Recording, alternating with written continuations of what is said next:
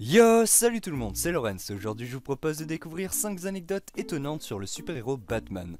J'ai décidé de vous présenter quelques anecdotes sur les héros cultes que nous connaissons tous, et cela afin de vous en apprendre plus sur nos héros préférés.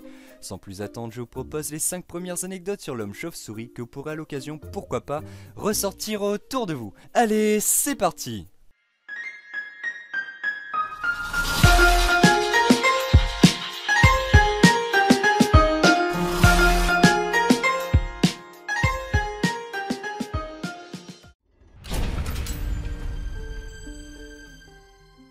Batman est un personnage de fiction appartenant à l'univers de DC Comics. Je ne vous parlerai donc pas de la ville de Batman qui se trouve en Turquie.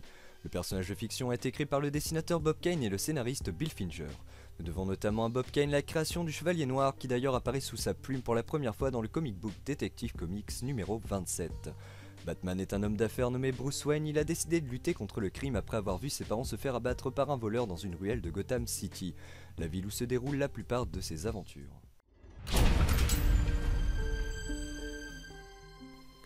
Malgré sa réputation de héros solitaire, Batman a su s'entourer d'alliés d'exception. Mais savez-vous qu'il a connu plusieurs Robins dans sa vie? En effet, de 1940 à 1969, il n'y a pas un seul épisode de Batman sans son compagnon d'armes, Robin. Batman a connu 4 Robins différents et en a perdu quelques-uns au passage. Le premier Robin s'appelle Dick Grayson, il est né quasi en même temps que Batman, c'est le Robin le plus connu. Il est fils de trapéziste et possède donc des talents d'agilité très utiles par exemple dans les combats. Batman adopte légalement Dick Grayson après que ses parents soient tués. A la fin de son adolescence, Dick Grayson devient un vrai super-héros en costume bleu et or. Il devient alors le fameux Nightwing et cesse d'être l'assistant de Batman.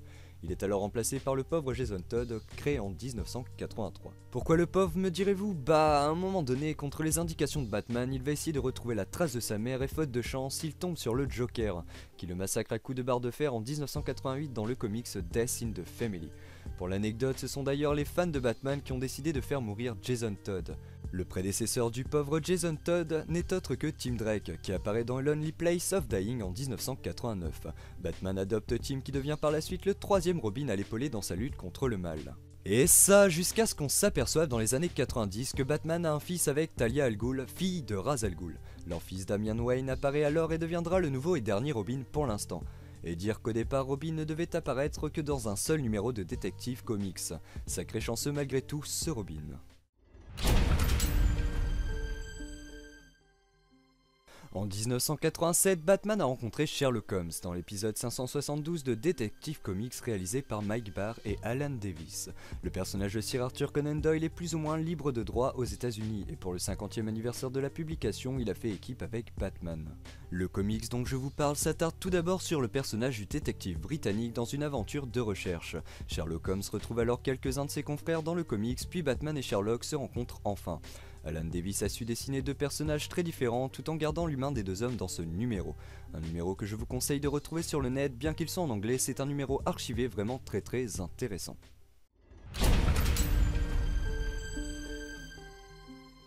Bruce Wayne a créé la Batman Incorporated et recrute depuis des Batman franchisés pour lutter contre le crime au-delà des frontières de Gotham.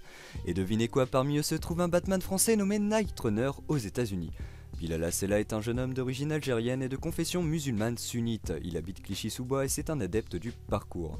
Il se nomme d'ailleurs le parcoureur en France. Tout comme Batwing le flic, David Zavimbe, le Batman qui se trouve du côté de la République démocratique du Congo, le parcoureur fait partie de l'équipe mondiale des Batmen, créée par le Chevalier Noir lui-même. La première adaptation de Batman sur grand écran n'est pas celle réalisée par Leslie Martinson en 1966, mais celle d'Andy Warhol. L'artiste américain qui a été le précurseur du mouvement pop art et qui est souvent nommé comme l'un des plus grands artistes du XXe siècle par beaucoup de spécialistes a été le premier à réaliser un film sur Batman. En effet, il a été l'auteur du tout premier fan-film Batman intitulé Batman Dracula, réalisé sans la permission de DC Comics. Évidemment, malgré sa sortie en 1964, DC Comics a refusé d'identifier ce film comme étant le premier film de Batman et n'est donc pas le premier film de DC. Mais il n'en reste pas moins le premier film réalisé sur le Chevalier Noir. Il a été réalisé par un artiste mondialement connu tout de même et ça, ce n'est pas rien. Pour en voir davantage, je vous laisse comme d'habitude tous les liens que je trouve intéressants dans la description. Bon, c'est déjà la fin de cette vidéo et j'en suis désolé. Mais si elle vous a plu, n'hésitez pas à la partager sur les réseaux sociaux. N'oubliez pas de vous abonner si vous voulez en voir plus. Et à présent, je vous laisse. Je me mets au travail pour la prochaine fois et je vous dis à samedi prochain. Allez, coucou tout le monde!